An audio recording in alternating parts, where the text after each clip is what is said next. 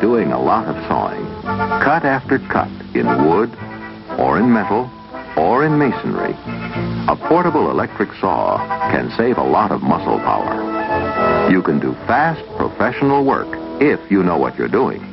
There are a couple of saws you'll see around the home workshop.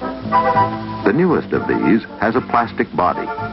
The plastic is an insulator and makes the saw virtually shockproof.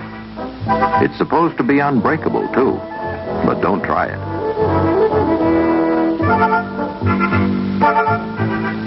And you'll see many, many saws with metal bodies. They do the same job in the same way.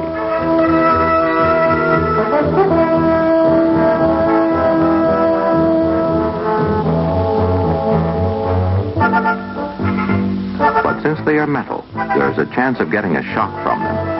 So they use a grounding-type plug. The round prong at the top of the plug is called a grounding prong. In case of a short in the power tool, it will take the electricity back to the wall outlet instead of taking it through you. If the wall outlet looks like this, a grounding adapter must be used. Plug the adapter in the outlet, place the ground wire behind the center screw, and retighten the screw. These are circular saws. The motor spins the blade, and the teeth do the cutting. To cut, teeth are sharp, and they'll cut anything in their path, even you. They must be guarded. Check the guard. Be sure that it snaps back into place. Don't use the saw unless the guard works properly. How deep can you cut? It depends upon the blade diameter. This one will cut a 2x4 if it's flat. If it's on edge, you won't make it through.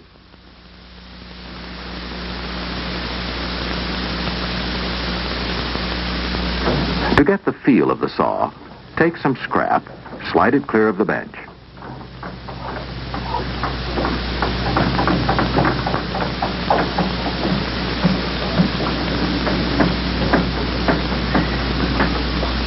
You have to set blade cutting depth before you begin. Loosen the adjusting nut. Then move the saw until the teeth will just clear the bottom of the lumber. Now tighten it, and the saw will hold its position.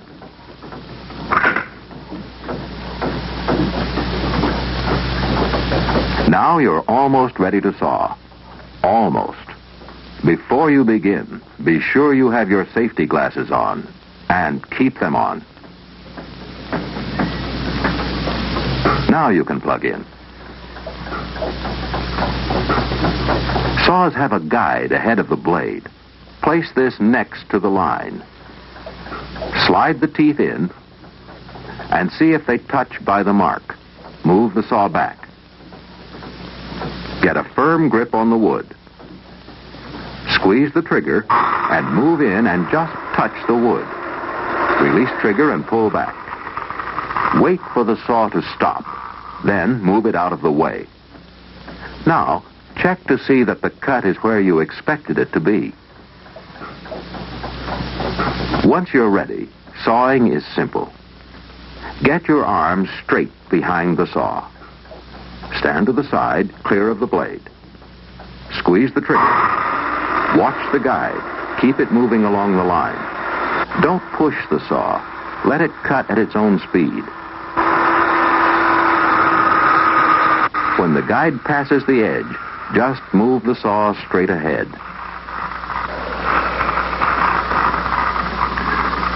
To get the feel of it, make a couple of practice cuts. Keeping your arm straight behind the saw is the secret of cutting a straight line.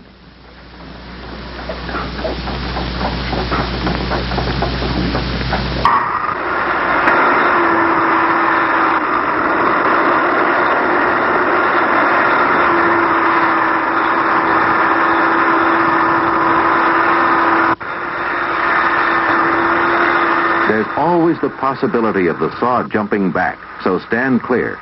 Hold a firm grip. Saws have been known to jump out of careless hands. And always hold the saw and let it come to a complete stop before putting it down. After some practice, you'll be ready to start. Be sure to mark the waste, the scrap side of the lumber.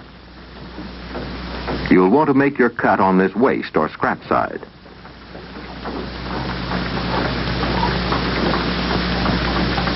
Place the saw on the waste side of the line. The blade will plow through right next to the cutoff mark. Don't cut on the line. Cut next to it.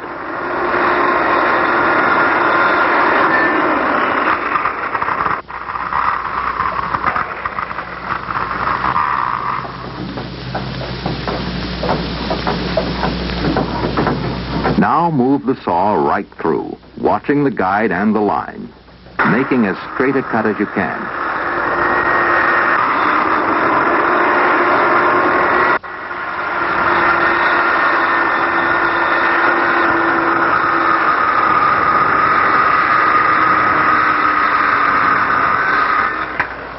Keep your eye on the saw until it's stopped.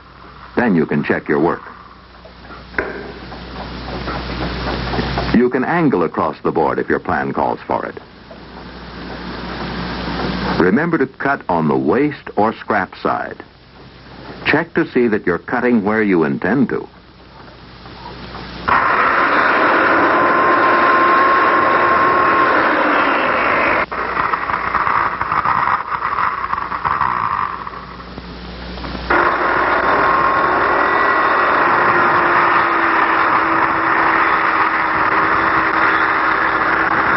And you can stop anytime you want.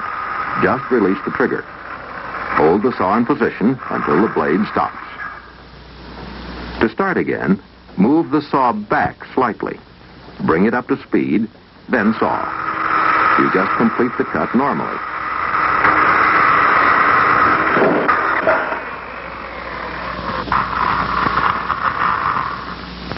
If you cut on the waste side of the line, your work will be exactly the size you planned it.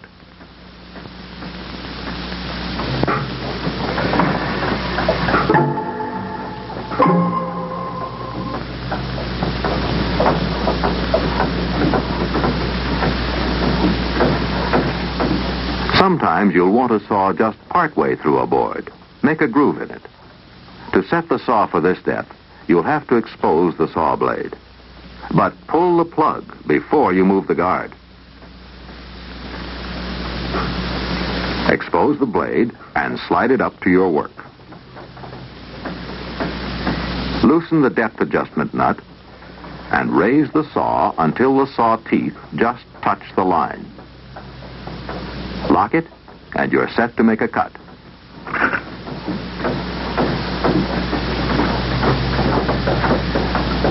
And once you get the blade set, making the groove is routine. You saw as you would normally, following the line, letting the blade cut at its own speed.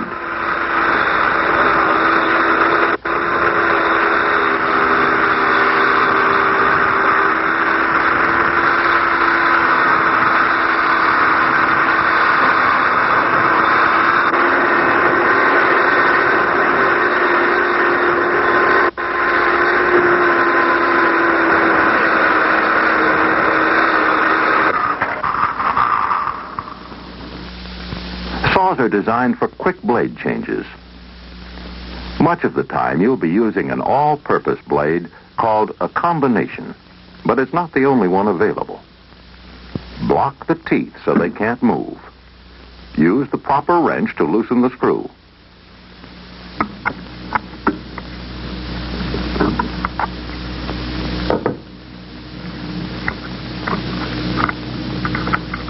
Watch carefully how the washer is positioned. You'll want to replace it in the same way. Those teeth are sharp, so watch your fingers.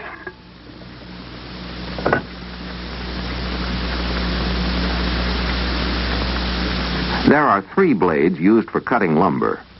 The combination that cuts across and with the grain. A crosscut blade does smoother work across the grain. And when you're making long cuts with the grain, you'll use a rip. How do you judge a blade for sharpness? A close look at the teeth. They have to come to a sharp point. The teeth should be slightly bent away from each other. This is called set and lets the blade cut freely. If you're considering using a blade that looks like this, forget it. This is only for regrinding or the junk pile. Before you install a blade, check the shaft. It must be clean, free of chips and sawdust. Slide the blade on. Be sure the teeth are facing forward, toward the front of the saw. Be sure the washer is in the right position. Then, spin the screw in place.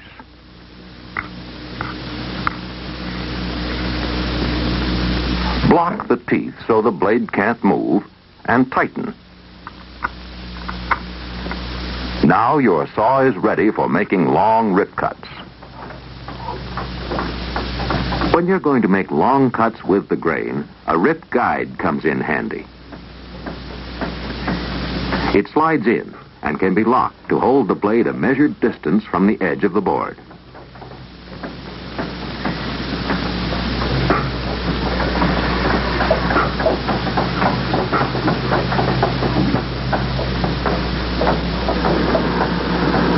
Sawing is the same. Remember to hold a slight side pressure to keep the rip guide sliding along the edge of the board. Let the saw cut at its own speed. Don't push it.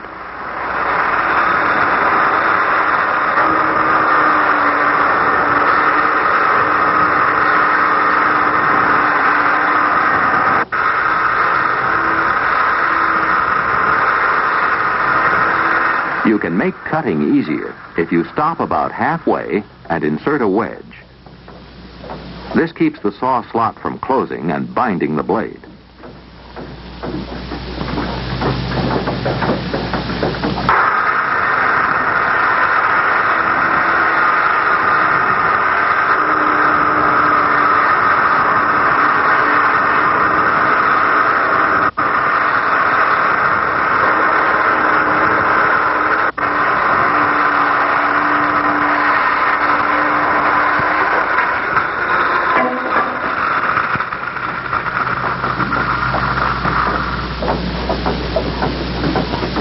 It's also possible to cut an angle, to bevel the side of a board.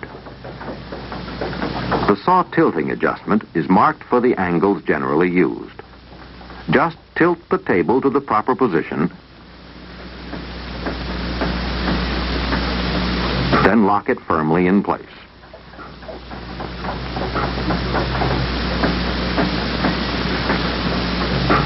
Now you're ready to make a bevel cut. You can use the rip guide again to hold a straight line. If your blade is at an angle, it will have to be set for a little more depth.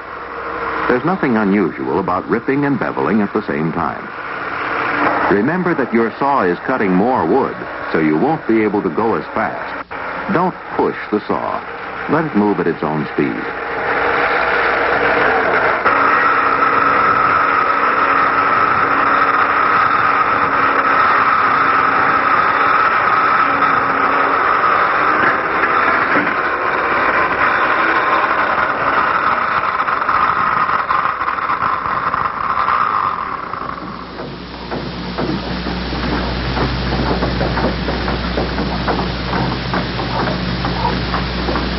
Plywood is another common material you may be cutting.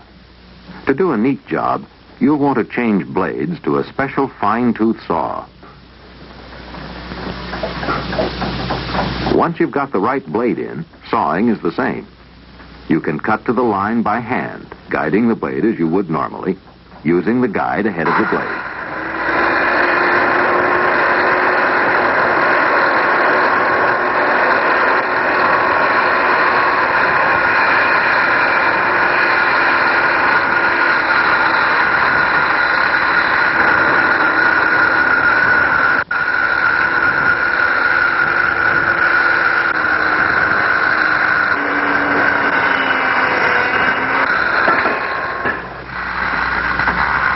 When you want to make a long, straight cut across plywood, you can use another board as an edge guide.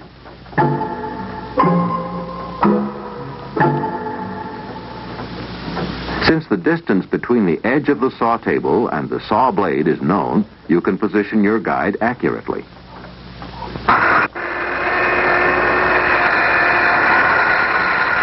Hold a light pressure towards the guide. Keep the table snug against the board. Always remember to adjust your saw depth so the blade barely penetrates the bottom of the wood.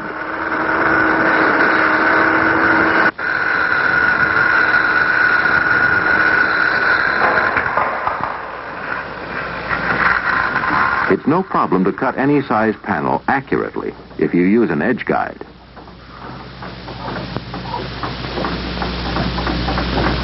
If you use the right blade, you can cut through metal.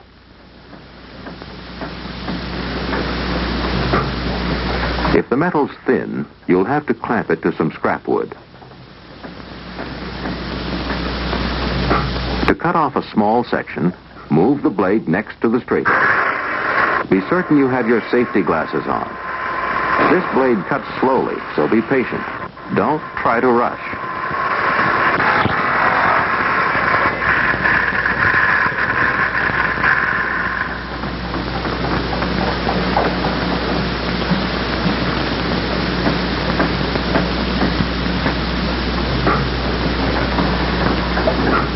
You can also cut large panels of metal.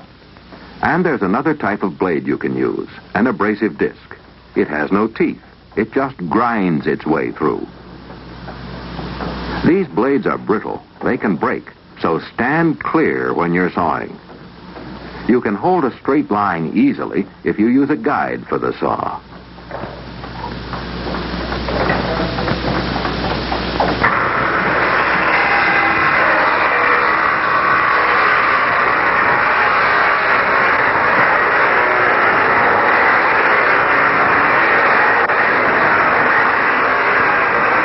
Hold the saw table against the wood. Let the blade cut at its own speed. Don't force it. It will grind through.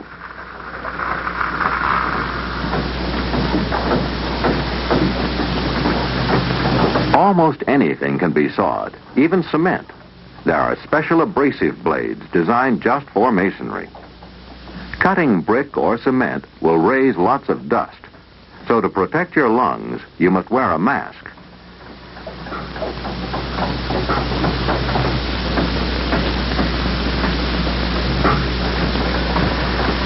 These blades can break, so be sure to stand clear. Cutting will be slow. Be patient. Let the abrasive grind its way through.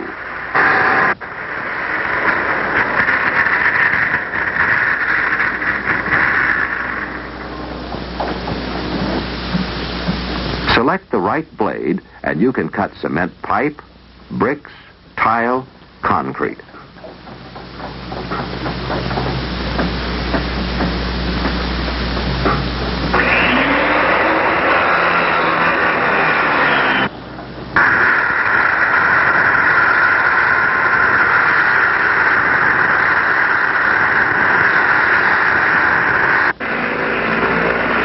Remember, always wear a mask. Breathing this dust can be dangerous. Keep the saw straight, then move right on through. The technique is the same.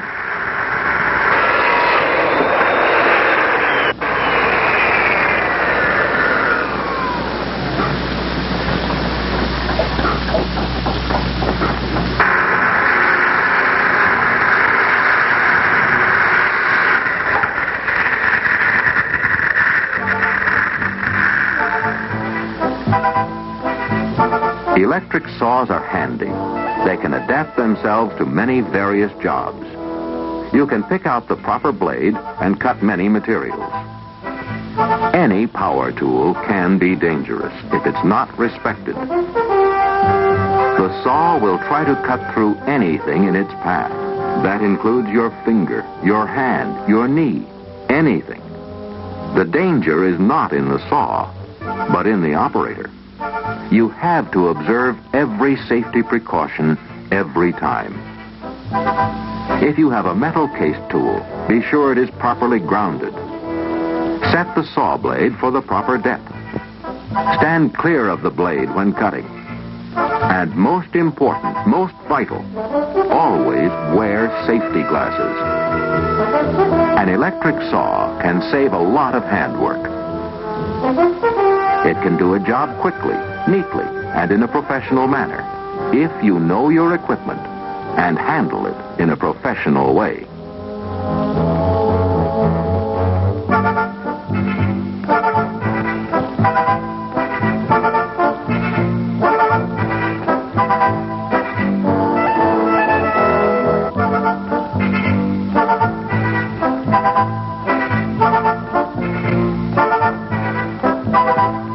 Thank you.